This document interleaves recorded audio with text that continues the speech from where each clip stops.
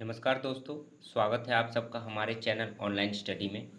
और आज तारीख है 9 अगस्त 2020। और आज के इस वीडियो में हम आपके लिए लेकर आए हैं डेली करंट अफेयर्स के 10 महत्वपूर्ण प्रश्न। ये वो प्रश्न हैं जो आपके आने वाले एग्जाम के लिए बहुत ही महत्वपूर्ण हैं। इन प्रश्नों के साथ साथ साथ मैंने अलग से काफ़ी सारे फैक्ट्स और अन्य महत्वपूर्ण जानकारियाँ भी रखी हैं जो आपके आने वाले एग्जाम के लिए बहुत ही महत्वपूर्ण ही नहीं साबित होंगे, बल्कि इसके अलावा आपके जीएस पार्ट को भी मजबूत करेगी। मैं हर वीडियो में कोशिश करता हूं कि आप लोगों के लिए कुछ अलग से जानकारियां भी भरूं, जो मैं हर वीडियो में डाल भी रहा हूं, आप देख रहे हैं। तो इन चीज़ों का आप ध्यान रखें और इससे आपको बहुत ही ज़्यादा फायदा मिलेगा।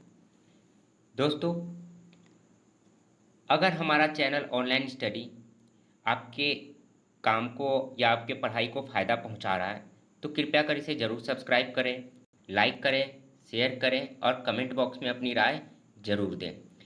जब आप सब्सक्राइब करेंगे तो बेल आइकन को भी प्रेस करें ताकि हमारी वीडियो सबसे पहले आपके पास पहुंचे।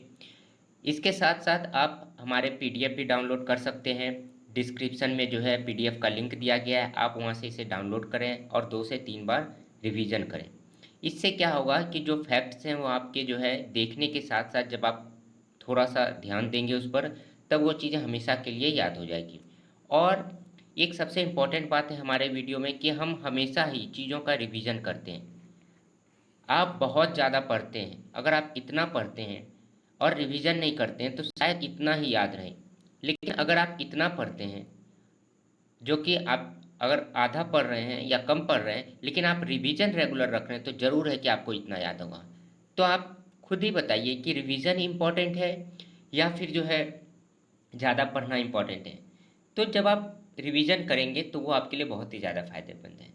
आपके आसपास आपके मित्र होंगे, आपके भैया होंगे या आपके रिलेशन में रिश्तेदार होंगे, आप उनसे एक बार रिवीजन का महत्व पूछें कि आप बताइए कि हमारे जीवन में रिवीजन का क्या महत्व है। तो आपको एक ही शब्द बोलेगा कि रिवीजन ही आपको सक्सेस दिलाएगा। तो इस बात का हमेशा ध्यान रखें और बार बार रिवीजन करें। तो चलिए शुरू करते हैं हमारे आज के पहले प्रश्न की ओर, जो कि एक बहुत इंपॉर्टेंट प्रश्न है। अमेरिका के पहले अश्वेत एयरफोर्स प्रमुख कौन बने हैं? देखिए दोस्तों, क्या ये आवश्यक है कि हम अमेरिका के कौन अश्वेत बने हैं नहीं बने हैं ये याद रखें? देखिए, ये याद रखना इम्पोर्टेंट इसलिए है क्योंकि अमेरिका में आप जानते हैं कि जो अश्वेत होते हैं, जो काले रंग के लोग होते हैं, उन्हें वहाँ पर कम मान्यता दी जाती है। और ये ऐसा नहीं, काफ़ी समय से चलन रहा है। तो क्योंकि जो काले लोग हैं वो कहीं ना कहीं दूसरे देशों से आए हुए हैं, बसे हुए हैं, तो वो उन्हें लगता है कि हमारे देशवासी नहीं हैं। और इस कारण से जो है वहाँ पर काफ़ी आंदोलन भी चलाया गया है इतिहास में भी। और आप वो भी देख सकते हैं, इतिहास के पन्नों को पलटें, रिवीजन करें। और इसके साथ साथ काले लोगों को जो है अमेरिका में काफ़ी जो है लड़ाइयाँ लड़नी पड़ी हैं अपने बराबरी के योगदान के लिए। तो इसलिए वहाँ पर बहुत ही महत्वपूर्ण हो जाता है जब कोई अश्वेत किसी प्रमुख पद पर पहुँचता है। इधर आपने कुछ दिन पहले आपको जो है करंट अफेयर्स में डाला गया था कि एक अश्वेत महिला जो है फाइटर प्लेन चलाने वाली बनी है, पायलट बनी है। तो वो भी बहुत इंपॉर्टेंट प्रश्न था। और ये भी बहुत इंपॉर्टेंट प्रश्न है कि अमेरिका के पहले अश्वेत एयरफोर्स प्रमुख कौन बने हैं? तो विच से लियासू, लिस्टन सुयावक या चार्ल्स क्यू ब्राउन या विलियम प्रोविरे? तो सही जवाब है दोस्तों, चार्ल्स क्यू ब्राउन जो है अमेरिका के पहले अश्वेत एयरफोर्स हेड प्रमुख बने हैं। ठीक है, आइए इनके बारे में जानते हैं। अमेरिकी वायुसेना के पहले अश्वेत एयरफोर्स प्रमुख चार्ल्स क्यू ब्राउन बने अमेरिकी वायुसेना के 22वें चीफ ऑफ स्टाफ के अध्यक्ष बने। ठीक है, ब्राउन को विशेष रूप से जनरल बेन डेविस के नाम से भी जाना जाता है। उन्हें नाटो पुरस्कार, Republic of Korea order of national security merit पुरस्कार से भी सम्मानित किया जा चुका है। काफ़ी मेरिटोरियस हैं। अमेरिकी वायुसेना का मुख्यालय दोस्तों कहाँ है? Washington DC. और अमेरिकी वायुसेना की स्थापना कब की गई थी? 1947। इससे ज़्यादा इंपॉर्टेंट प्रश्न नहीं पूछे जाएंगे आपको। अमेरिकी वायुसेना प्रमुख इसलिए नहीं पूछे जाएंगे क्योंकि अगर आप इन चीज़ों को याद रखें तो कितनी देश के कितने सेनाओं को आप याद रखेंगे। तो जो इम्पोर्टेंट है वो हमने बताया। अमेरिकी वायुसेना की स्थापना कब की गई थी? 1947। आप आसानी से याद रख सकते हैं क्योंकि 1947 में हमारा देश आज़ाद हुआ था। मुख्यालय कहाँ है? वाशिंगटन डीसी में। अब इसके साथ साथ हमारे इंडिया पैरेलल में इंडिया के भी बारे में महत्वपूर्ण जानकारियां भी हम याद रख लेंगे कि चीफ ऑफ डिफेंस स्टाफ कौन है? जनरल बिपिन रावत। आप सबको पता है कि 3 सेनाध्यक्ष, सेनाध्यक्ष, नौसेनाध्यक्ष और वायुसेना अध्यक्ष के अलावा एक नया पोस्ट बनाया गया जिसे चीफ ऑफ डिफेंस कहते हैं। ठीक है, जो कौन बने हैं? जनरल बिपिन रावत। जनरल बिपिन रावत इससे पहले कौन थे? वो थल के सेनाध्यक्ष थे। जनरल मनोज मुकुंद नरवाने से पहले जो है जनरल बिपिन रावत थल सेनाध्यक्ष यानी कि एक तरह से कह सकते हैं आर्मी के सेनाध्यक्ष रह चुके हैं। नौसेना स्टाफ के प्रमुख कौन है? एडमिरल करमबीर सिंह। देखिए नौसेना में जो हेड होते हैं या जो इम्पोर्टेंट पद होते हैं हमेशा उनके आगे एडमिरल का यूज किया जाता है, जबकि वायुसेना में जो है हमेशा एयर चीफ मार्शल का यूज किया जाता है। ठीक है, इन चीज़ों को आप ध्यान रखेंगे। और सेनाध्यक्ष में जनरल का यूज किया जाता है। ठीक है, तो वायुसेना प्रमुख कौन है? Air chief marshal Rakesh Kumar Singh Bhadauria है वायुसेना प्रमुख। किसके? भारत के। भारत के नौसेना स्टाफ के प्रमुख कौन है? एडमिरल करमबीर सिंह। और थल सेनाध्यक्ष कौन है? जनरल मनोज मुकुंद नरवानी। तो काफ़ी इंपॉर्टेंट जानकारियाँ मिलेंगी हैं आपको दोस्तों। अगर आपको लगता है कि हमारा ये चैनल आपके लिए कुछ फायदेमंद है तो इसे ज़रूर सब्सक्राइब करें और शेयर भी करते रहें। अगला प्रश्न है, शर्ली एन ग्रो का निधन हुआ है, वह एक प्रसिद्ध क्या थी? लेखक, सिंगर, पॉलिटिशियन या मॉडल? तो सही जवाब है दोस्तों शर्लिन एन ग्रे जो है एक प्रसिद्ध लेखक थी जिनका हाल ही में निधन हुआ। ये इतना प्रसिद्ध और इम्पोर्टेंट क्यों है आइए जानते हैं। प्रसिद्ध लेखक एवं पुलित्जर पुरस्कार विजेता। देखिए इन्हें पुलित्जर पुरस्कार विजेता है ये, तो इसलिए यह बहुत इंपॉर्टेंट है। और पुलित्जर पुरस्कार क्या होता है वो भी हम बताएंगे आपको। प्रसिद्ध लेखक एवं पुलित्जर पुरस्कार विजेता शर्ली एन ग्रो का निधन हुआ। उन्होंने अपने जीवन काल में 4 शॉर्ट स्टोरी कहने का मतलब छोटी कहानियाँ और 6 उपन्यास लिखे। आप सबने अपने अपने जीवन में कभी ना कभी उपन्यास पढ़े होंगे, तो कितनी मोटी होती है, काफ़ी मेहनत लगता है लिखने में। और उन्होंने 6 उपन्यास भी लिखे हैं। वर्ष 1954 में उनकी पहली पुस्तक द ब्लैक प्रिंस प्रकाशित की गई थी। शर्ली को 1965 में अपने चौथी किताब the keepers of the house के लिए पुलित्जर पुरस्कार दिया गया था। तो क्वेश्चन कभी भी ये भी पूछा जा सकता है कि शर्ली एन ग्रो को किस पुस्तक के लिए पुलित्जर पुरस्कार दिया गया था? तो the keepers of the house के लिए उन्हें पुलित्जर पुरस्कार दिया गया था। साथ में उनकी पुस्तक the black Prince and other stories, the black Prince and other stories के लिए नेशनल बुक अवार्ड से भी सम्मानित किया गया है। ठीक है, तो शर्ली एन ग्रो को किस किताब के लिए जो है पुलित्जर पुरस्कार दिया गया है दोस्तों? The keepers of the house, the keepers of the house. चलिए हम जानते हैं पुलित्जर पुरस्कार कब और किसे दिया जाता है और कौन देता है। पुलित्जर पुरस्कार संयुक्त राज्य अमेरिका में समाचार पत्र, पत्रिका और ऑनलाइन पत्रकारिता, साहित्य और संगीत रचना में उपलब्धियों के लिए एक पुरस्कार है। इसकी स्थापना 1917 में यूसुफ पुलित्जर की वसीयत में प्रावधानों के द्वारा की गई थी। यूसुफ पुलित्जर ने अपने वसीयत में यह लिखा था कि आगे जो है लोगों को पुरस्कार दिया जाए। ठीक है, तो उन्हीं के नाम पर यह पुरस्कार दिया जाता है। किसे दिया जाता है दोस्तों? समाचार पत्र, पत्रिका और ऑनलाइन पत्रकारिता, साहित्य और संगीत रचना में जो विशेष योगदान देते हैं उन्हें यह पुरस्कार दिया जाता है। यूसुफ पुलित्जर कौन थे? उन्होंने अखबार के प्रकाशक के रूप में अपना भाग्य बनाया था और कोलंबिया विश्वविद्यालय द्वारा प्रशासित किया गया था। ठीक है, कोलंबिया जो है विश्वविद्यालय द्वारा जो है यह पुरस्कार दिया जाता है। और उन्होंने जो अखबार में काम किया था, प्रकाशक थे, तो वो भी कोलंबिया विश्वविद्यालय के द्वारा ही प्रशासित किया जाता था, मतलब उन्हीं के द्वारा मैनेजमेंट किया जाता था। तो कौन सा देश जो है पुलित्जर पुरस्कार देता है दोस्तों? संयुक्त राज्य अमेरिका। प्रथम पुरस्कार कब दिया गया था? 1917 में। शुरुआत इसकी कब हुई थी? 1917 में। किसके द्वारा प्रस्तुत किया जाता है दोस्तों? कोलंबिया विश्वविद्यालय के द्वारा प्रस्तुत किया जाता है। किस चीज़ के लिए दिया जाता है? अखबार की पत्रकारिता में उत्कृष्टता, साहित्य उपलब्धियां, संगीत रचना के लिए यह सम्मान दिया जाता है। दोस्तों मैंने कल परसों जो है हमारे वीडियो में बताया था कि प्रेम भाटिया पुरस्कार भारत में दिया जाता है। किसे दिया जाता है दोस्तों? प्रेम भाटिया पुरस्कार जो है पत्रकारिता के क्षेत्र में दिया जाता है, जो उत्कृष्ट योगदान करते हैं। ठीक है, तो भारत में प्रेम भाटिया पुरस्कार दिया जाता है और अमेरिका में जो है पुलित्जर पुरस्कार दिया जाता है। ध्यान रखेंगे इन चीज़ों का। मैं आपको जितने भी पॉइंट्स हो सकता है हर क्वेश्चन के साथ रिलेट करके आपको बताऊंगा। WTF स्पोर्ट्स ने किसे अपना नया ब्रांड एम्बेसडर बनाया? WTF स्पोर्ट्स ने सुरेश रैना, हरमनप्रीत कौर, विराट कोहली, किसे बनाया है? तो सही जवाब है दोस्तों सुरेश रैना और हरमनप्रीत कौर, दोनों को ही जो है WTF स्पोर्ट्स ने अपना नया ब्रांड एम्बेसडर बनाया है। तो ऑप्शन ए और बी सही है। सुरेश रैना और हरमनप्रीत कौर ने जो है WTF स्पोर्ट्स का ब्रांड एम्बेसडर बनाया गया है। चलिए,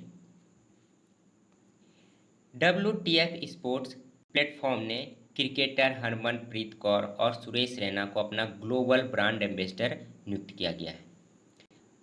अपने न्यू ग्लोबल ब्रांड एम्बेसडर, देखिए सर दोस्तों, ग्लोबल का क्या अर्थ होता है कि पूरी धरती पर चारों तरफ पूरे ग्लोबल, यानी कि पूरे ग्लोब पर। ग्लोबल शब्द जो है ग्लोब से आया हुआ है और जिसका अर्थ आप जानते हैं ग्लोब क्या होता है?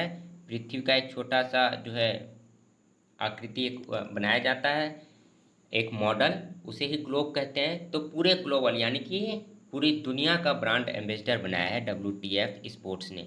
कई सारी कंपनियां क्या करती हैं, लोकल स्तर पर अपने अलग ब्रांड एम्बेसडर बनाती हैं, नेशनल लेवल पर अलग ब्रांड एम्बेसडर बनाती हैं और ग्लोबल लेवल पर यानी कि इंटरनेशनल लेवल पर अलग ब्रांड एम्बेसडर बनाती हैं। लेकिन WTF स्पोर्ट्स ने ग्लोबल लेवल पर यानी कि पूरे दुनिया भर में जो है अपना ये इन्हीं दोनों को बनाया है और यही दोनों जो है पूरे वर्ल्ड लेवल पर प्रचार करेंगे इनका।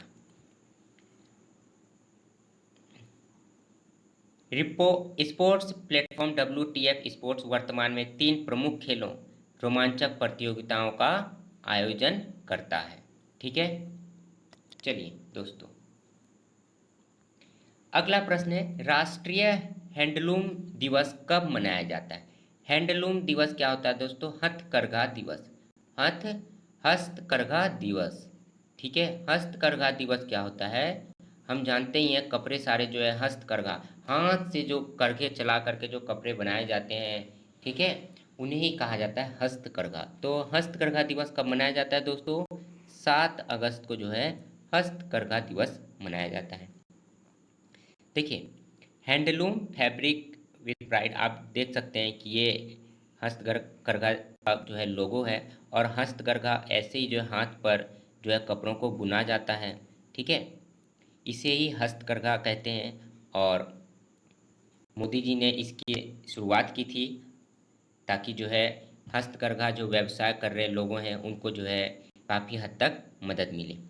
हर साल 7 अगस्त को पूरे भारत में राष्ट्रीय हथकरघा दिवस उर्फ राष्ट्रीय हैंडलूम दिवस मनाया जाता है। इसे राष्ट्रीय हथकरघा दिवस भी बोलते हैं, राष्ट्रीय हैंडलूम दिवस भी बोलते हैं।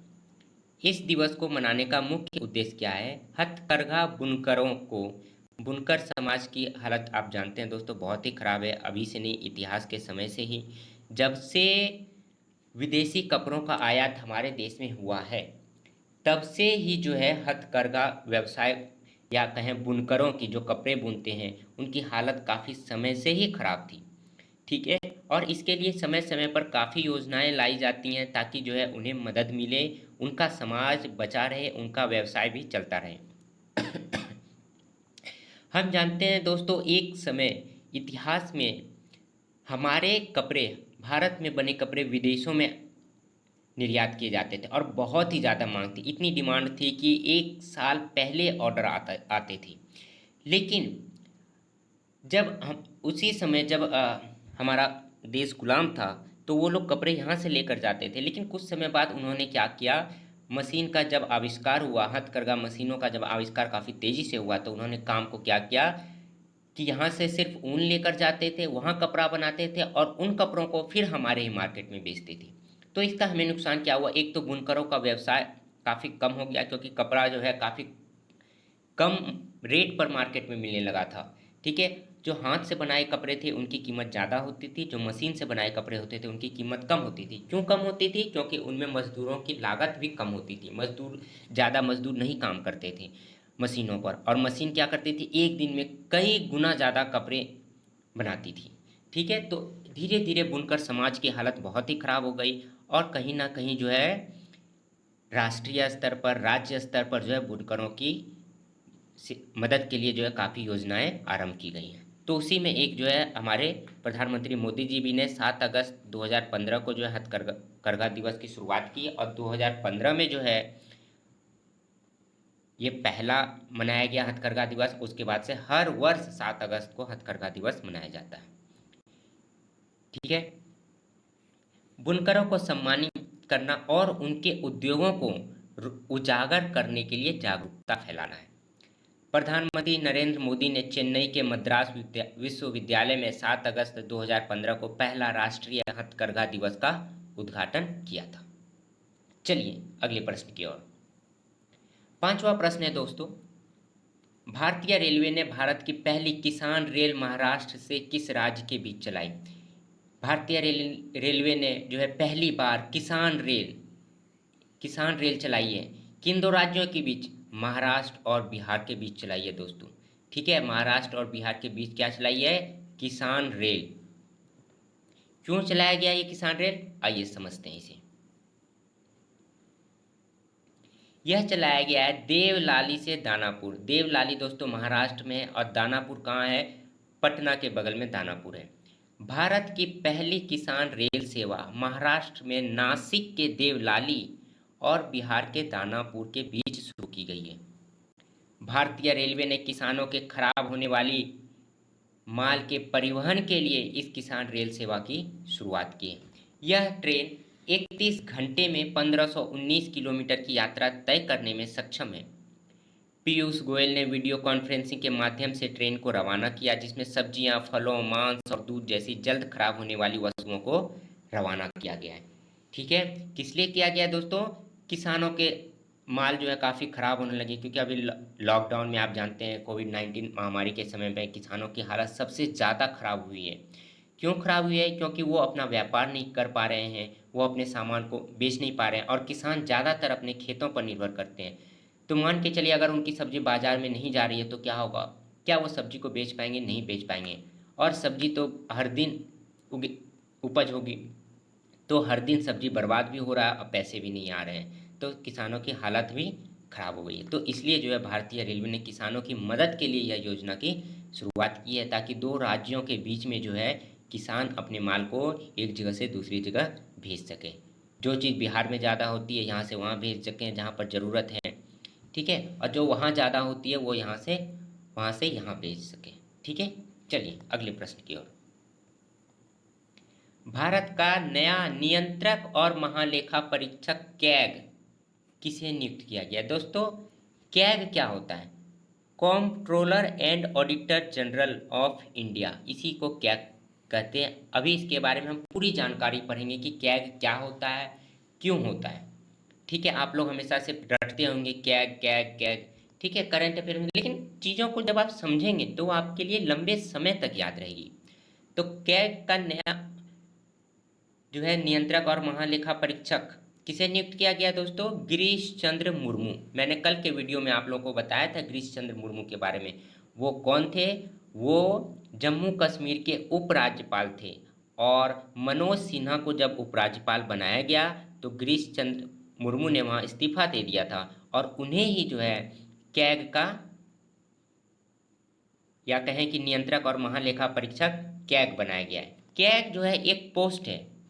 ठीक है, और यह क्या काम करता है आइए जानते हैं इसके बारे में।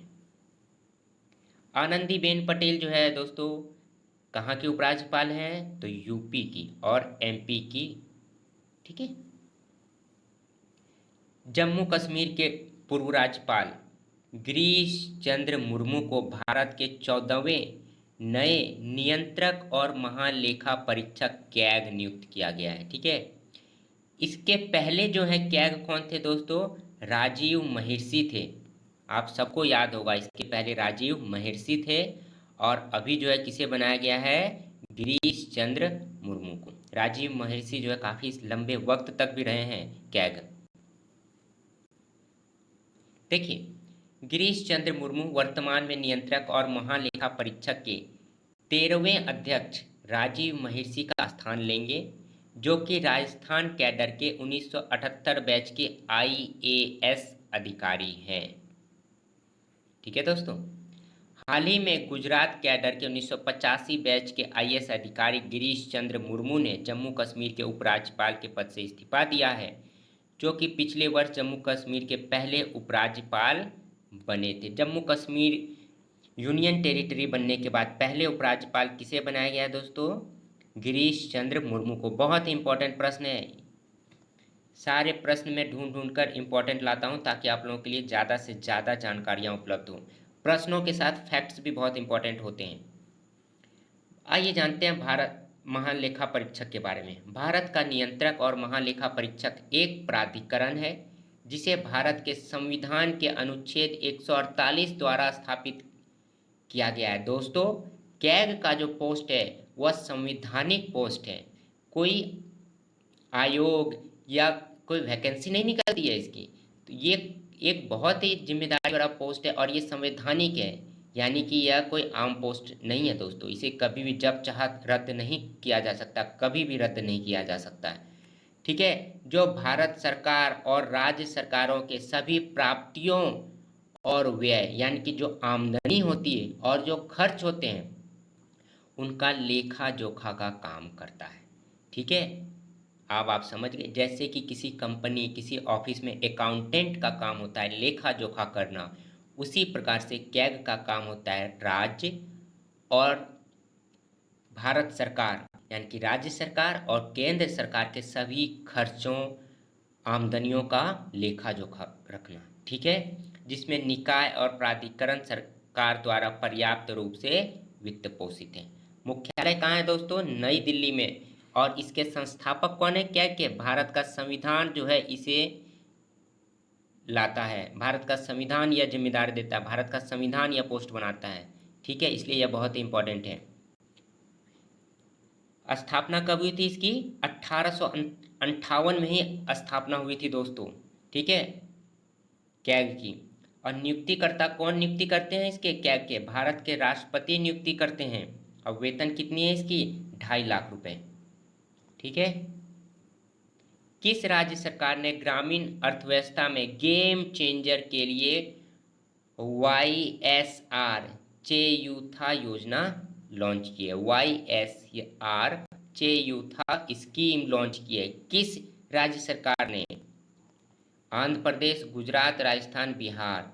आंध्र प्रदेश सरकार ने। आंध्र प्रदेश सरकार ने जो है गेम चेंजर के लिए YSR चेयूथा योजना लॉन्च की है।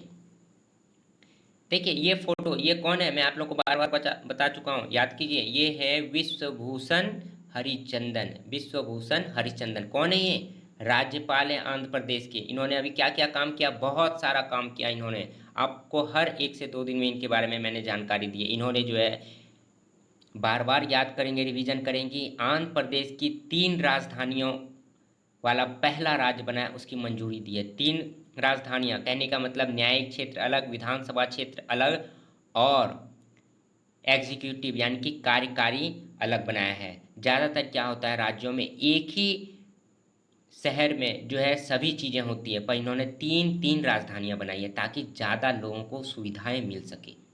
ठीक है, आंध्र प्रदेश राज्य सरकार ने ग्रामीण अर्थव्यवस्था में गेम चेंजर के लिए YSR चेयूथा योजना लॉन्च की है। इस योजना का मुख्य उद्देश्य क्या है?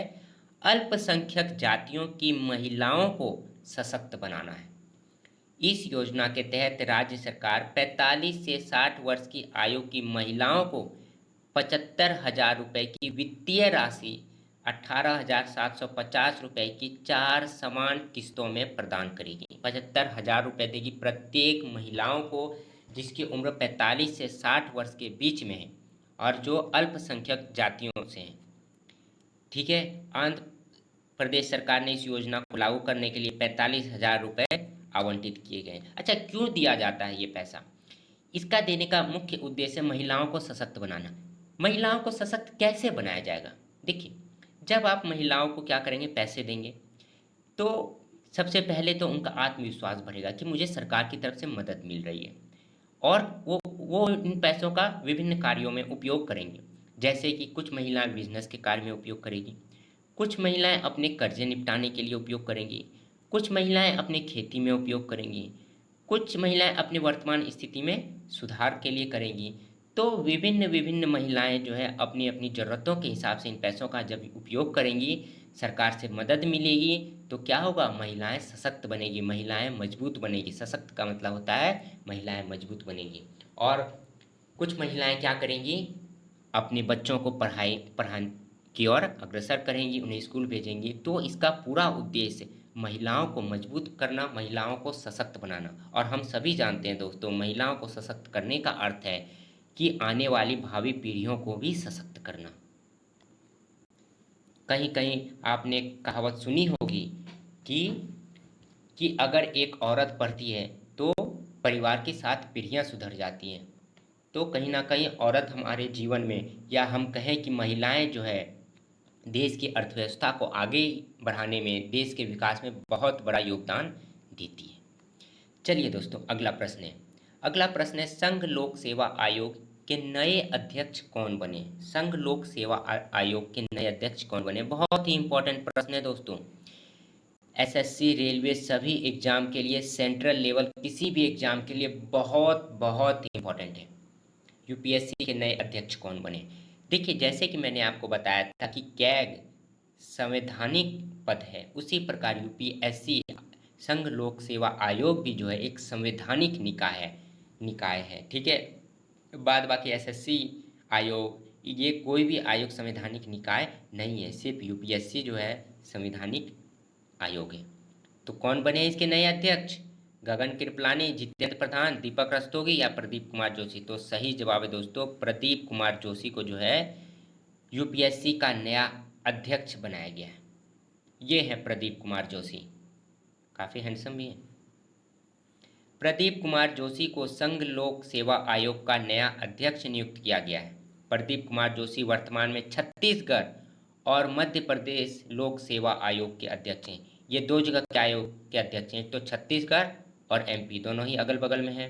ठीक है, देखिए दोस्तों, एक तो केंद्र लेवल का पीसीएस एग्जाम होता है और एक स्टेट लेवल का होता है एग्जाम। ठीक है, तो ये अभी राज्य स्तर के हैं, छत्तीसगढ़ और मध्य प्रदेश दोनों के हैं। अब इन्हें जो है यूपीएससी यानी कि सेंट्रल पीसीएस का, पीएससी का जो है अध्यक्ष बना दिया गया है। मई 2015 में वहाँ यूपीएससी के सदस्य के रूप में शामिल हुए थे। ठीक है, प्रदीप कुमार जोशी वर्तमान यूपीएससी अध्यक्ष अरविंद सक्सेना की जगह लेंगे, जिनका कार्यकाल 12 मई 2021 तक रहेगा। देखिए, बहुत ही इंपॉर्टेंट प्रश्न है कि किसकी जगह पर लेंगे? अरविंद सक्सेना की। कब लेंगे? 12 मई 2021 के बाद लेंगे। क्यों? क्योंकि 12 मई 2021 तक जो है अरविंद सक्सेना जो है नियुक्त हैं, इनके हटते ही जो है प्रदीप कुमार जोशी जो है जगह पर लेंगे। यूपीएससी का मुख्यालय कहाँ स्थित है दोस्तों? नई दिल्ली में। और इसकी स्थापना कब हुई थी? 1926 में। चलिए अगले प्रश्न की ओर। देखिए दोस्तों, यहाँ पर एक चीज़ बहुत इंपॉर्टेंट है। आप हमेशा सोचते होंगे कि अब मैंने 2 चीज़ें बताई है, एक तो ये कि कैग की जो है 1947 से पहले ही हुई थी स्थापना, और यूपीएससी की भी स्थापना 1947 के पहले हुई थी। देखिए, जो भी संवैधानिक निकाय है, जो भी संविधान में जोड़ा गया है, ऐसे पद, ज़्यादातर पद जो है वो उससे पहले बनाए गए हैं। क्यों? क्योंकि संविधान में उन्हीं चीज़ों को ऐड किया गया है जिनसे उस समय परेशानी थी और जो उसमें हमारी ज़रूरत थी। तो मूल विचारों को जोड़ने के साथ साथ उन्हें लगा कि यह चीज़ हमारे आगे के भविष्य के लिए बहुत इंपॉर्टेंट है, तो उन्होंने इसे भी अपने अंदर ले लिया था। एसएससी उसमें नहीं बनी थी, इसलिए एसएससी जो है को नहीं लिया गया। हो सकता था कि एसएससी अगर पहले बनी होती और अगर जो है संविधान बनाने वालों को लगता है कि यह भी महत्वपूर्ण पद है, यह भी बहुत ज़रूरी है, तो शायद एसएससी भी जो है संवैधानिक निकाय होती, लेकिन वो नहीं है। ठीक है, तो संवैधानिक निकाय जो है यूपीएससी है, कैग है, इस तरह की चीज़ें। चलिए अगले प्रश्न की ओर। बीसीसीआई बीसीसीआई ने आईपीएल के लिए किसके साथ टाइटल स्पॉन्सरशिप सौदे को रद्द किया? देखिए टाइटल स्पॉन्सरशिप क्या होता है, कोई भी कंपनी अपने प्रसार के लिए क्रिकेट गेम के साथ या किसी को भी जो है जब पैसे देती है कि आप हमारा प्रचार कीजिए, तो उसे ही कहते हैं स्पॉन्सरशिप।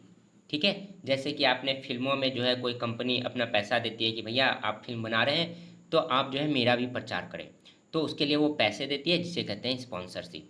ठीक है, तो किस बीसीसीआई आईपीएल ने जो है किसके साथ जो है जो स्पॉन्सरशिप करती थी उस कंपनी के साथ जो है रद्द कर दिया है अपना agreement? Tata sky, Samsung, Vivo, Apple. तो सही जवाब है दोस्तों, वीवो के साथ जो है स्पॉन्सरशिप को रद्द कर दिया है, क्योंकि वीवो अपने प्रचार के लिए जो है बीसीसीआई के साथ एग्रीमेंट किया था और बीसीसीआई ने उसे रद्द कर दिया। क्यों रद्द कर दिया है? क्योंकि वीवो एक चाइनीज कंपनी है और अभी इस हालत में आप जानते हैं हर संस्था, हर कंपनी, सरकार, राज्य सरकार, केंद्र सरकार, यहाँ तक कि लोग भी जो है चाइनीज सामानों को, चाइनीज कंपनियों को कहीं ना कहीं जो है बायकॉट कर रहे हैं। बीसीसीआई ने इंडियन प्रीमियर लीग के आगामी संस्करण में चीनी मोबाइल निर्माता कंपनी वीवो के साथ टाइटल स्पॉन्सरशिप सौदे को रद्द किया है। वीवो ने 2018 से 2022 तक 5 वर्षों के लिए आईपीएल का टाइटल स्पॉन्सरशिप 2190 करोड़ रुपए की राशि में साइन किया था, जिसे अब निलंबित कर दिया गया है। 2190 करोड़ वीवो ने जो है बीसीसीआई को देती, कब से कब तक? 2018 से 2022 तक के प्रचार के लिए, लेकिन बीच में इन्होंने रद्द कर दिया, तो अब इन्हें काफ़ी जो है घाटा लगेगा और पैसे भी लौटाने होंगे। भारत ने कोविड-19 के कारण इस वर्ष आईपीएल प्रीमियर लीग को यूएई में स्थगित कर दिया गया है। अब मैंने आपको बताया भी था, जिसे 19 सितंबर से 10 नवंबर तक आयोजित कराया जाएगा। वैसे तो ये अप्रैल मई में होने वाला था, लेकिन अब यूएई या यूनाइटेड अरब अमीरात में जो है 19 सितंबर से 10 नवंबर के बीच आयोजित किया जाएगा इंडियन प्रीमियर लीग 2020 मैच। अगला प्रश्न है, भारतीय रिजर्व बैंक ने किस योजना के तहत बिना इंटरनेट के 200 रुपये तक के ट्रांजैक्शन की सुविधा की है? बहुत ही आश्चर्य लगता है, बहुत ही अच्छी सुविधा है, क्योंकि कभी कभी जो है आप इंटरनेट की वजह से जो है पैसों का ट्रांसफ़र नहीं कर पाते हैं। जब आप कोई चीज़ें खरीदते हैं और पैसे नहीं दे पाते हैं, तो उसके लिए आप ज़्यादातर जो है इंटरनेट स्पीड के कारण, तो उसके लिए जो है रिजर्व बैंक ने एक नई सुविधा लॉन्च की है कि अगर इंटरनेट नहीं भी चल रहा है तो भी आप 200 रुपये तक भेज सकते हैं। ठीक है, तो किस योजना के तहत? पायलट योजना, प्रीपेड सेफ योजना, स्क्वायर सिक्योर योजना या रोजगार योजना? तो रोजगार योजना तो वैसे ही काट दीजिए। ठीक है, सिक्योर योजना तो वैसे ही काट दीजिए, प्रीपेड सेफ योजना तो वैसे ही काट दीजिए। प्रीपेड सेफ योजना, ये तो प्रीपेड कंपनी जैसा लग रहा है, तो ये तो होगा ही नहीं। आप खुद ही जानते हैं कि ये सब सारे फालतू हैं। तो सही जवाब है पायलट योजना के तहत बिना इंटरनेट के 200 रुपये तक की ट्रांजैक्शन सुविधा शुरू की। दोस्तों मैं आपको साथ साथ यह भी बताता हूँ कि ऑप्शन को कैसे छांटना है। चलिए इसके बारे में जानते हैं। भारतीय रिजर्व बैंक के गवर्नर शशिकांत दास, भारतीय रिजर्व बैंक के गवर्नर कौन है दोस्तों? शशिकांत दास हैं।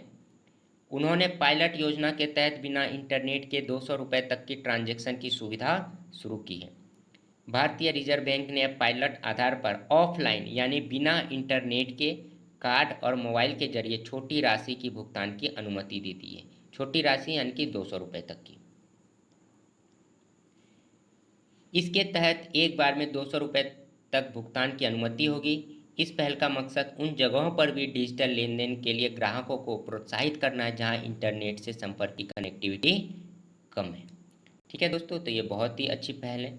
दोस्तों अगर आपको लग रहा है कि आप हमारे वीडियो से कुछ भी सीख रहे हैं और ये आपके लिए फ़ायदेमंद है, तो इसे सब्सक्राइब जरूर करें, शेयर करें, लाइक करें और कमेंट बॉक्स में अपनी राय जरूर दें। तो आज के लिए इतना ही, मिलते हैं अगली वीडियो में। धन्यवाद।